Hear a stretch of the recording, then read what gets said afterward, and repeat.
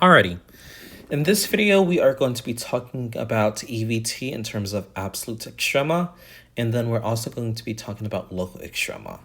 So thinking about local maximum and local minimum, let's say that we have an open interval containing C on which f of C is a maximum, then we have f of C being a local max.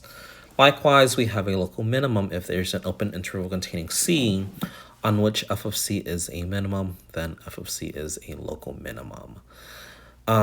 In order to find out our local minimum and local maximum, what we need are going to be critical points whenever we are doing this algebraically.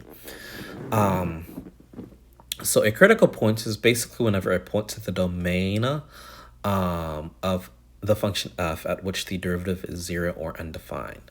So emphasis on our derivative being 0 or undefined in the domain of f. If we find critical points and we find out that it's not in our domain of our original function f of x, then obviously that's not going to be a critical point.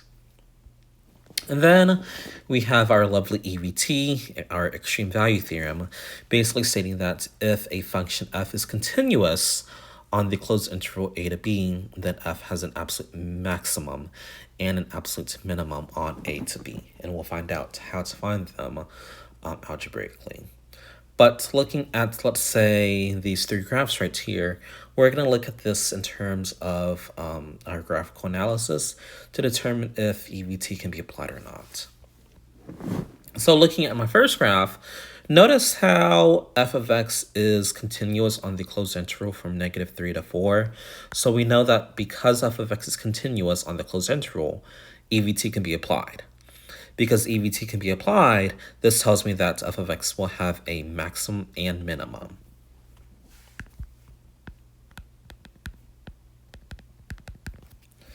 Now, to find our statement, what we're going to do, of course, is think about, hey, we could say that we have an absolute minimum value of -1 at x is equal to -3, right here. And then I can say that I have an absolute maximum value of 3 at x is equal to 1.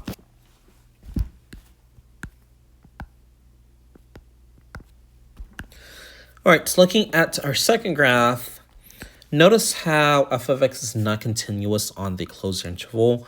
It is continuous on the open interval of -3 to 5. So this tells me that EVT cannot be applied.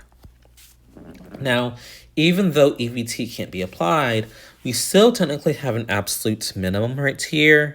We just don't have an absolute max. We can't just say that we have an absolute max of 5, 6 there. That's not how it works. Or we can't say that we have an absolute minimum of 4.9999 at 5.9999. That's not how that works either. So here, we just have an absolute minimum based off of our graphical analysis. And this tells us that we have an absolute minimum value of -3 at x is equal to -1. And that's how you would do that one. All right, the third graph is essentially the same thing as the first graph. So we know that it's continuous between -3 and 5 because f of x is continuous, EVT can be applied. And then you could say that there's an absolute max and an absolute min. But let's go ahead and talk about the fun stuff, aka doing this algebraically. So let's say that we have something like number 8 where we want to find critical numbers for x over x squared minus 1. Well, to do that, all we're going to do, once again, is take the derivative, set that equal to 0, or see where the derivative is undefined, and see if it works within our domain of our original function. So I have my derivative being low d high minus high d low all over low square. I'm going to clean up the numerator a little bit. I'm also going to clean that up to be negative 4x minus 4 over x squared minus 1 squared. All right, so we're going to set that equal to 0. So in order to set that equal to 0, that's when my numerator is equal to 0. Now, you'll notice something very special about this in terms of negative 4x squared minus 4. If I were to think about this graphically, we have a y-intercept of negative 4, and we have a parabola that opens down. So I'm going to have something like this right here. All right. So this tells me that I don't really have zeros in terms of my numerator. So I have no zeros there. Now, in terms of my denominator, where my function, my derivative is going to be undefined, I'm going to set this equal to 0, and I'm going to get plus or minus 1. Problem is, notice how if I were to look at my domain of f of x, I am undefined at plus or minus 1 here. So this tells me that because f of x is undefined at plus or minus 1, I can't have a critical point of plus or minus 1 right here. Meaning we did all of that work for us to say that 8 does not have a critical point. So no critical numbers. All right, so that was number 8. Number 9, we want to find the absolute extrema. So here is how that works. Finding the absolute extrema is also called the candidate's test. And what you're going to do is first find your critical points. Once you find your critical points, you also want to include your endpoints because that's when our interval is closed. And then we're going to evaluate the value of the function at each of the critical points and endpoints. So we're going to list the endpoints, the critical points, evaluate them, and see which one is the greatest value. That's going to be our absolute max. And which one's our least value, which is going to be our absolute min. It is important to note that there are different ways that we will ask you something. So if I ask you where the extrema occurs, that's just going to be your x values. If I ask you to find the maximum or minimum value, that's going to be your y value, which is what I'm going to ask for number 9, since it's asking you about the absolute extrema. So we're only going to include the y values as our answer. If I ask you the points, then that's going to be a coordinate. So on the quiz, if we ask you where the extrema is, then that's going to be your x value.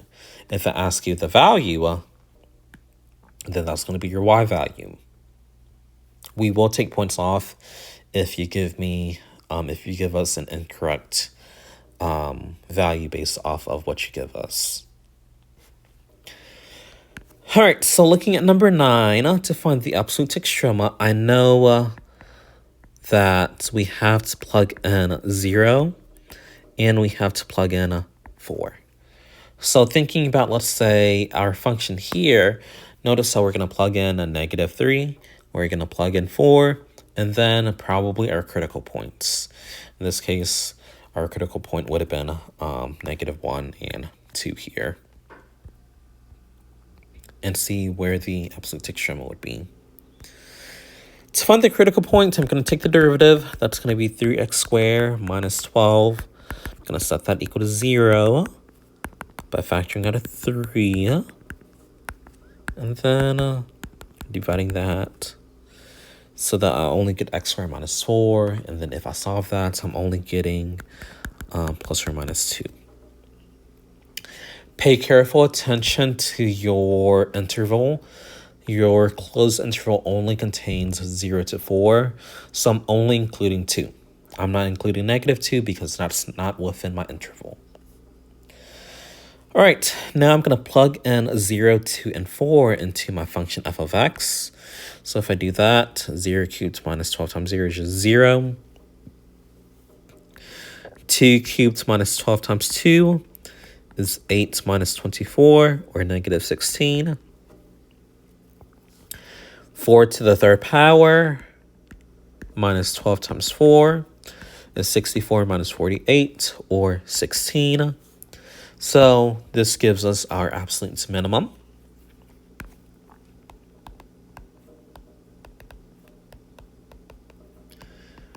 absolute minimum of negative 16, and we have an absolute maximum value of positive 16. Now, you can graph this and look at our interval from 0 to 4 to verify that we have an absolute min of negative 16 and absolute max of positive 16 from 0 to 4. So that's what I'm going to do here. If I could get this, okay. So I have x cubed minus 12x, and we're only looking from 0 to 4. So 0 to 4 here. And you can see that I have a absolute minimum of negative 16. And then if I were to go right here, you'll notice that at 4, that's going to be my maximum of 16 right here. There you go. But you get the idea. It's 16. All right, number 10 is essentially the same thing. I'm not going to do that one, but you are dealing with quotient rule for number 10. Number 11, though, this is going to be where we ask you about the local extrema. So notice how I don't give you an interval. I just ask you, where's the local minimum or local maximum? So to find the local minimum and local maximum, this is where we have an extra step, our fourth step. If our derivative, we're going to make a sign chart first. So we're going to make a sign chart using the derivative of our critical points. And using our critical points, if our slope changes from negative to positive, we have a local minimum. And then if our slope changes from positive to negative, we're going to have a local max. Now, if our slope does not change signs, then obviously it's going to be neither a minimum or a maximum. So looking at number 11 here, where we are finding the local extrema, I'm still going to do my derivative. So product being first times the derivative of the second plus second times the derivative of the first. Whenever you have something like this, make it pretty and factor out e to the x. All right. Anytime you have e to the x, if you can factor it so that your life is beautiful. It's more peaceful. It's more pretty. Once we get that, we're going to set this equal to 0. E to the x is never 0, so I'm just going to ignore that. And then if I were to look at x plus 1, this tells me that I have a critical point at negative 1. I'm going to make a sign chart with just negative 1. And looking at that, using our sign chart, we're going to take values from the left of negative 1 and from the right of negative 1, and we're going to plug it into the derivative. All right, so that's why our lovely simplified derivative is going to be pretty instead of dealing with this mess right here. Let's say that we're going to plug in 0 to the right of negative 1. If I do that, I'm going to get e to the 0, and then 0 plus 1. That's just going to be a positive value. Now, notice how I did not evaluate a number whenever I did 0. I just said, hey, it's positive. That's what we want. We really don't care about the value of that number. We just care about the sign of that number. So looking at negative 2, I know that if I were to plug in negative 2, I'm going to get e to the negative 2. And then negative 2 plus 1, or negative 1, or negative 1 over e squared, which is going to be a negative value anyways. So this tells me that we're going to have a local extrema at x is equal to negative 1. Since it's asking us about the value, the local extrema, we are going to substitute in negative 1. So that's going to be negative 1 e to the negative 1. And whenever I say substitute, I mean substituting it back into our original function. So this tells me that I have a local minimum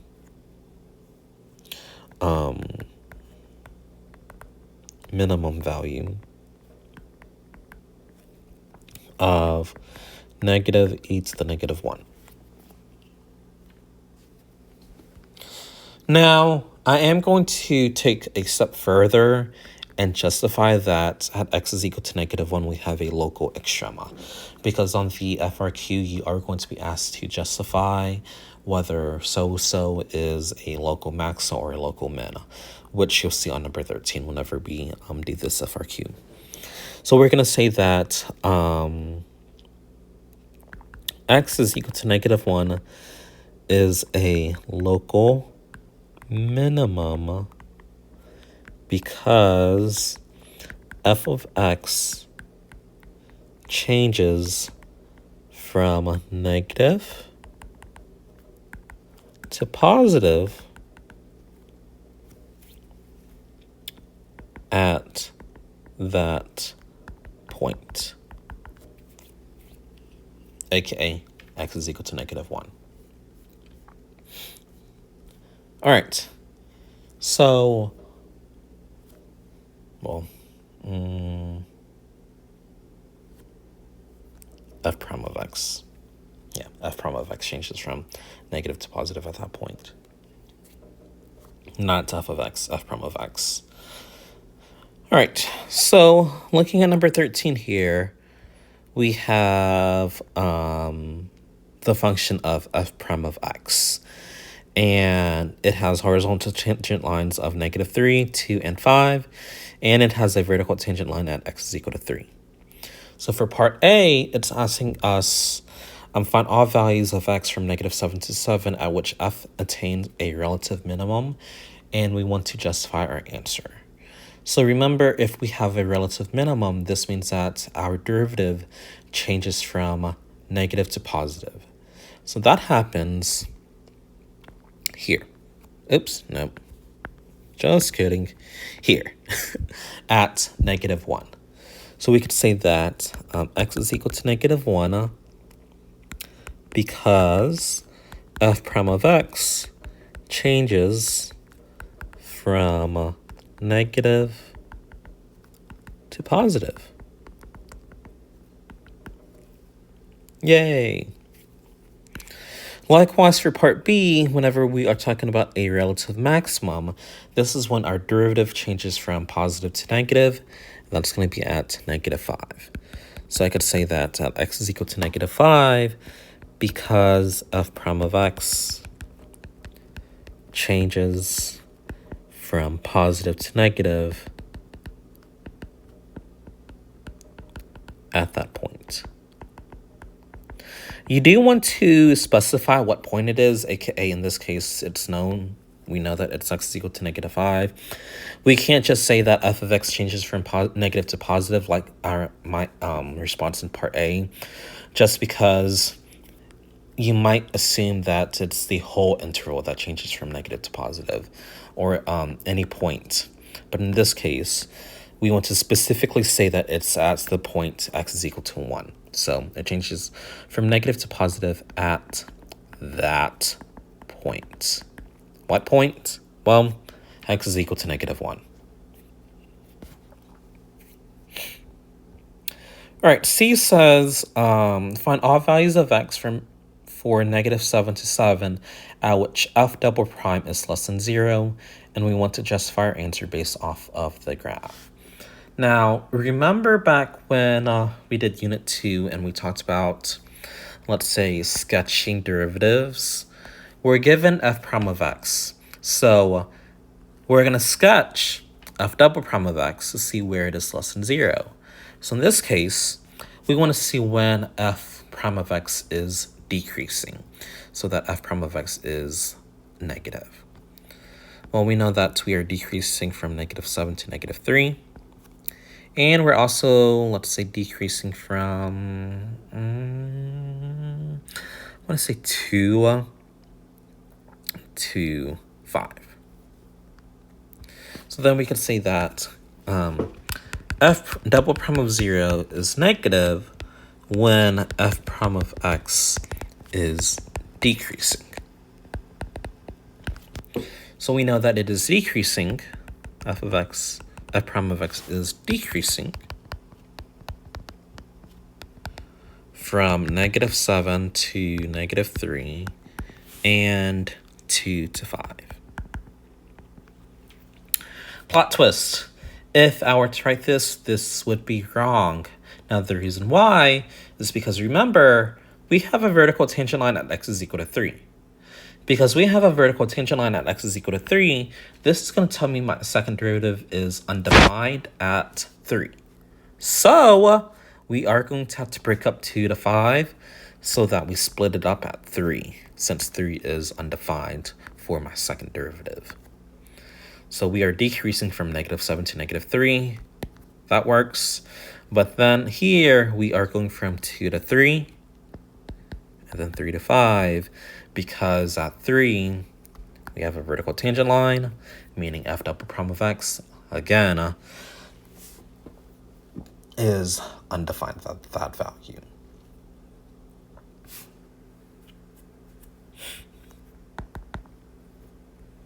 All right. In the next video, we are going to talk about increasing and decreasing. What else? I don't know. But we're definitely going to be talking about increasing and decreasing values. Oh, and concavity. So that's going to be our next video. See you there.